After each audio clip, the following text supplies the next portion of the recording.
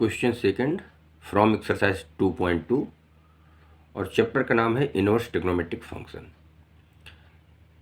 Question is prove that 3 cos inverse x equal to cos inverse 4x cube minus 3x x belongs to closed interval 1/2 to 1।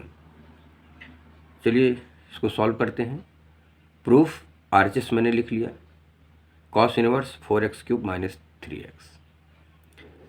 अब यहाँ पर आपको एक चीज़ ध्यान रखनी पड़ेगी कि हम x की कौन सा ट्रिग्नोमेट्रिक रेशियो पुट कर दें। सपोज दैट हम x equal to sine theta put करते हैं तो ये बन जाएगा 4 sine cube theta minus 3 sine theta. ये कोई फार्मूला नहीं होता। सपोज दैट हम यहाँ टेन थीटा पुट कर दें 4 ten cube theta minus 3 tan theta, तो भी कोई फार्मूला नहीं होता।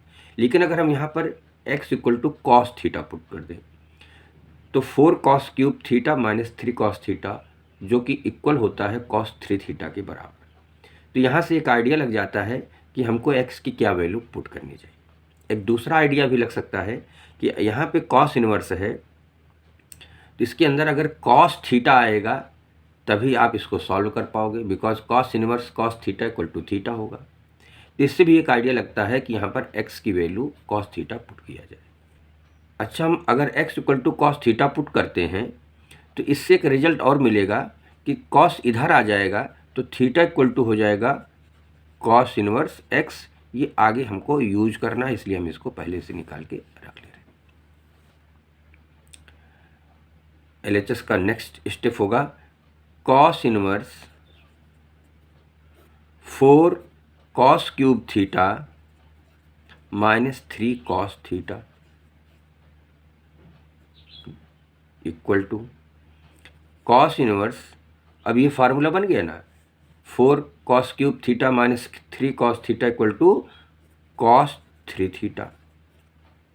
अब ये इक्वल टू हो जाएगा cos inverse cos theta equal to, यहाँ पर एक आइडेंटिटी लिख देता हूँ, फार्मूला लिख देता हूँ, cos inverse cos theta equal to theta. लेकिन कब? When theta belongs to 0 to pi. तो यहाँ पर क्या हो जाएगा, cos inverse cos 3 theta equal to 3 theta हो जाएगा। यही एंगल पूरा यहाँ 3 थीटा है, 3 थीटा हो जाएगा। लेकिन ये कब होगा?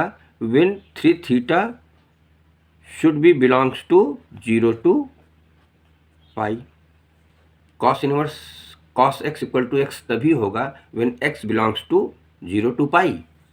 नेक्स्ट स्टेप होगा 3 इंटू थीटा की वैल्यू यहाँ से रख देंगे कॉस इनवर्स एक्स।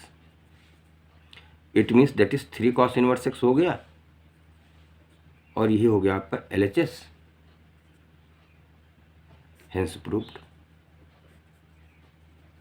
अब एक और यहाँ पर बात आती है कि ये जो क्वेश्चन का हिस्सा, ये वाला हिस्सा है, इसका क्या रोल है। इसका रोल तो यहाँ पर कहीं यूज हुआ नहीं। बहुत ही इम्पॉर्टेंट कॉन्सेप्ट है ये चीज़ समझना और समझाना।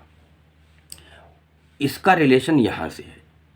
ये हमने इसको कॉस इनवर्स कॉस 3 थीटा, जो 3 थीटा लिख दिया और ये बता दिया कि 3 थीटा सी के बीच में है। इसको हम लोग वेरीफाई कर लेते हैं। यहाँ से ये x की वैल्यू 1/2 से 1 यहाँ पर यूज करते हैं। ये गिवन में है कि x बिलोंग्स टू 1/2 से 1। अगर इसको लिखना चाहे तो ऐसे लिख सकते हैं कि x ग्रेटर और इक्वल टू 1/2 लेस और इक्वल टू 1। x की वैल्यू हमने क्या एज्यूम किया है, x की वैल्यू हमने लेट किया है cos थीटा, तो यहाँ पर cos थीटा पुट कर देंगे। This implies cos inverse 1/2 greater और इक्वल टू थीटा ग्रेटर और इक्वल टू cos इनवर्स 1। यहाँ पर आप देख सकते हैं कि इनइक्वलिटी रिवर्स हो गई है। कॉस के केस में ऐसा ही होता है। साइन होता तो इनइक्वलिटी रिवर्स ना होती, लेकिन कॉस के केस में कॉस एक डिक्रीजिंग फंक्शन होता है, इसलिए कभी भी इनइक्वलिटी रहेगी तो वो जब कॉस आप इनवर्स इधर भेजेंगे तो इनइक्वलिटी को रिवर्स भी कर लेंगे। इसका ज़रूर ध्यान रखेंगे। साइन होगा तो इनइक्वलिटी सेम रहेगी, कॉस होगा तो इनइक्वलिटी रिवर्स हो जाएगी। चलिए नेक्स्ट स्टेप की तरफ चलते हैं। कॉस इनवर्स 1/2 की वैल्यू होगी 60 डिग्री दैट इज π/3 ग्रेटर और इक्वल टू थीटा ग्रेटर और इक्वल टू और 1 कितने कॉस में 1 कितने डिग्री की वैल्यू होती है 0 डिग्री की वैल्यू होती है, तो यहाँ हो जाएगा 0। दिस इम्प्लाइज अब हमको तो 3 थीटा चाहिए था, हमारा क्या था cos inverse cos 3 theta equal to 3 theta हमने लिखा था ना, तो यहाँ पर हमको 3 थीटा चाहिए, तो 3 से हम मल्टीप्लाई करेंगे दोनों साइड में पूरी इनइक्वलिटी को 3 ग्रेटर और इक्वल टू 3 थीटा ग्रेटर और इक्वल टू 3 इंटू 0 हमने मल्टीप्लाई कर दिया 3 से। दिस इम्प्लाइज ये 3 कैंसिल होगा, पाई ग्रेटर और इक्वल टू 3 थीटा ग्रेटर और इक्वल टू 0। अब इसी को लिखने का तरीका बदल देते हैं।